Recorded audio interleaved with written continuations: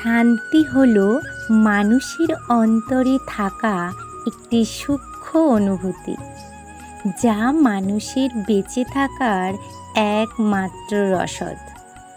শান্তি ছাড়া মানব জীবনের সব আতিশয্য ও সুখই যেন ব্যর্থ হয়ে ওঠে। শান্তি আমাদের নিজেকে আবিষ্কার করতে শেখায়। তাই শান্তি হলো মানব জাতির অস্তিত্বের মূল। আমরা কিন্তু এটাকে সৃষ্টি করতে পারি না। অতিরিক্ত চিন্তাভাবনা এবং মধ্যস্থতা এড়ানো গেলে শান্তি বিরাজ করে। যাই হোক, সংসারের কাজকর্মের মধ্যে দিয়ে সংসারের শান্তির কিছু কথা নিয়ে আরও একটি নতুন ব্লগে তোমাদের সামনে হাজির হলাম। তো পরিচয়টা করিয়ে নিই। আমি অলকা, আর অলকভূমা ব্লগ চ্যানেলে সবাইকে অনেক অনেক স্বাগত। আর হ্যাঁ, আমার পরিবারের যারা সদস্য, যারা আমার ভিডিও নিয়মিত দেখো, তাদেরকে অসংখ্য অসংখ্য ধন্যবাদ।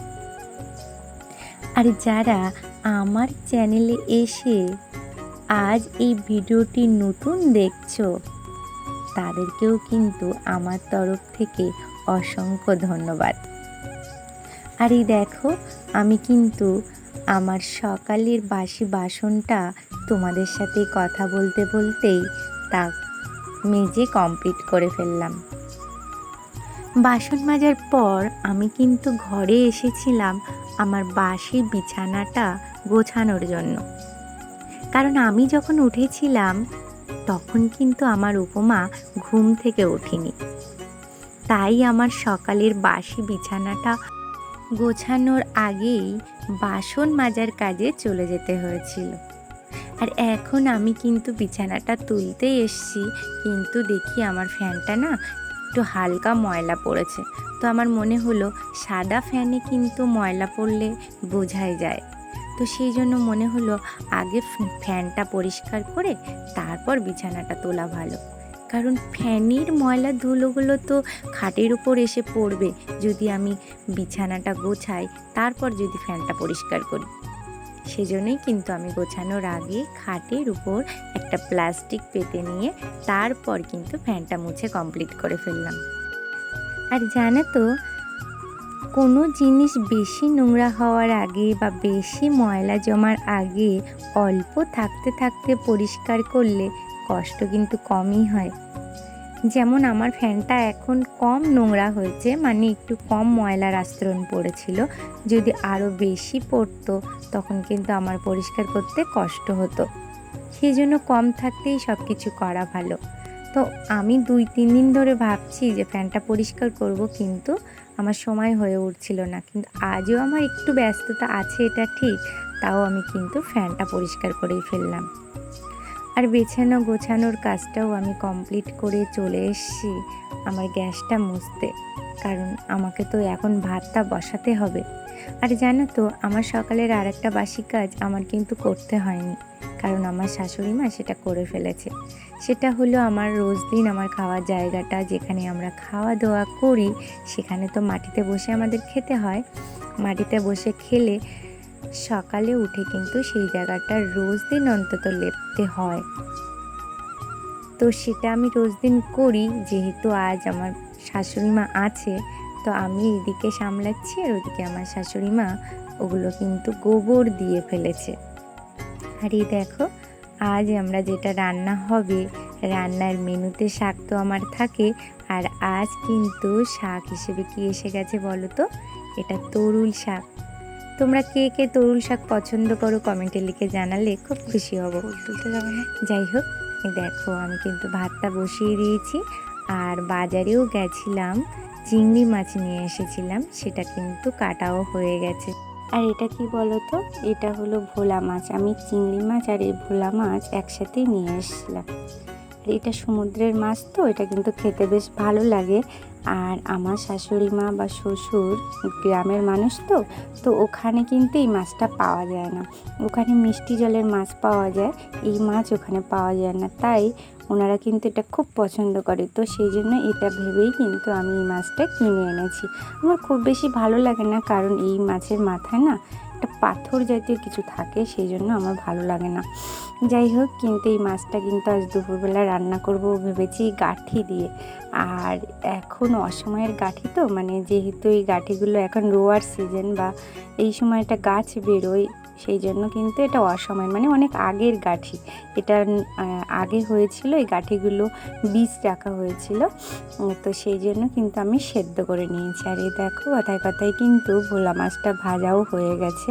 আর জানো তো, আমি রান্না করছি আর আজ কিন্তু আমার উপমা তার ঠাম্মির সাথে স্কুলে গেছে। খুব আনন্দ করে ঠাম্মির সাথে স্কুলে গেছে। আর এটাও না আমার ভালো লাগছে যে আজ আমার উপমাকে তার ঠাম্মি, মানে আমার শাশুড়ি মা, স্কুলে নিয়ে গেছে। অবশ্য বেশিক্ষণ থাকবে না, কিন্তু যতক্ষণ থাকবে ততক্ষণ টাইম একটু আমার ফ্রি মনে হচ্ছে। যেহেতু আমার কাছে থাকে, আমি একা একাই ওকে রাখি, তো একটু সময় অন্তত নিজেকে রিলিফ দিতে ইচ্ছা করে। যাই হোক, কথায় কথায় কিন্তু আমি গাঁঠি রান্নার জন্য তেলের মধ্যে পেঁয়াজ, কাঁচা লঙ্কা আর জিরে সম্বরা দিয়ে গাঁঠি কচুটা কিন্তু আমি দিয়ে দিলাম। আর এটা কিন্তু ভালো করে কষাই করে নিচ্ছি, কারণ যেহেতু এটা ঘেটে গেছে, সেই জন্য কিন্তু ভালো করে ঘেটেই কষাই করে নিচ্ছি। আর এভাবে হয়তো তোমরা খেতে পছন্দ করো কি না জানি না, কিন্তু এইভাবে কিন্তু আমার ভালো লাগে, সেই জন্যই এইভাবে বানাচ্ছি। এটা ভালো করে কষাই হয়ে গেলে এর মধ্যে জল দিয়ে তারপর কিন্তু ভোলা মাছটা দিয়ে জিরে বাটা দিয়ে তরকারিটা নামিয়ে নেব। যাই হোক, আমি কিন্তু পুরো রান্নাটা আর দেখাইনি, কারণ এই রান্নাটা করতে করতে হঠাৎ আমার ফোনটার চার্জ ফুরিয়ে যায়, তাই জন্য আর বাকি ভিডিওটা আমার দেখাতে পারিনি। আর এখন কিন্তু আমার খাওয়া দাওয়ার পর্ব সব শেষ, বিকালবেলা। আর এখন আমি কি করছি বলো তো? হ্যাঁ, টবে চারা লাগাচ্ছি। জানো তো, এটা আমার খুব শখের, মানে খুব শখগুলোর মধ্যে, অনেকগুলো শখের মধ্যে একটা শখ বলতে পারো, যে টবে ফুল গাছ লাগানো।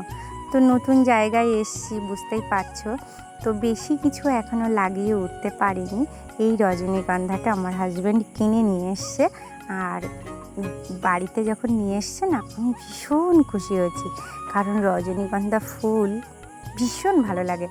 বিশেষ করে রজনীগন্ধার ফুলের যে সেন্ট একটা বিশেষ দিনের কথা স্মরণ করায়, সেটা হলো আমার বিয়ের দিন। যাই হোক, রজনীগন্ধা ফুল খুব ভালোবাসি, দেখতেও যেমন সুন্দর, গন্ধও তেমন সুন্দর।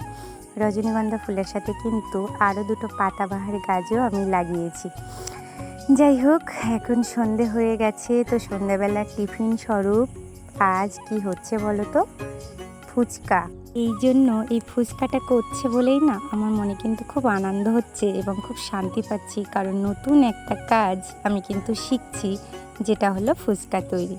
আর এটা আমার মনে হয় শান্তি হলো একটি দৈহিক, একটি সাপ্তাহিক, একটি মানসিক প্রক্রিয়া, যা হয়তো ধীরে ধীরে স্থাপিত হয় মানুষের মনে, যেটা মুহূর্তের মধ্যেই না সম্ভব নয়। সেজন্যই শান্তি জীবনের সর্বোচ্চ লক্ষ্য নয়, এটা গুরুত্বপূর্ণ মৌলিক প্রয়োজনীয়তা। কথায় কথায় তোমাদের সাথে এটাও শেয়ার করতে চাই, কিভাবে ফুচকাটা বানানো যায়, যেটা আমি শিখেছি সেটা তোমাদের সাথে একটু শেয়ার করতে চাই। 250 আটার মধ্যে একটি পরিমাণে খাবার সোডা আর 25 গ্রাম সুজি দিয়েই এই আটাটা ভালো করে ঠেসে নিয়েছে মাসিমা। তারপর কিছুক্ষণ রেখে দেওয়ার পরেই গোল গোল বানানো হচ্ছে। আর এটাকে তেলের মধ্যে দেওয়ার পর, মানে গোল গোল হওয়ার পর কিন্তু তেলের মধ্যে ছেড়ে দিলেই ফুচকা হয়ে যাচ্ছে। আর বাদ বাকি মশলা তো নিজের মতো করে দিলেই হয়ে যায়। যাই হোক, এরপরে আর কোনো ভিডিও আমার নেই, তো নেক্সট কোনো ব্লগে দেখা হবে। চলো, টাটা।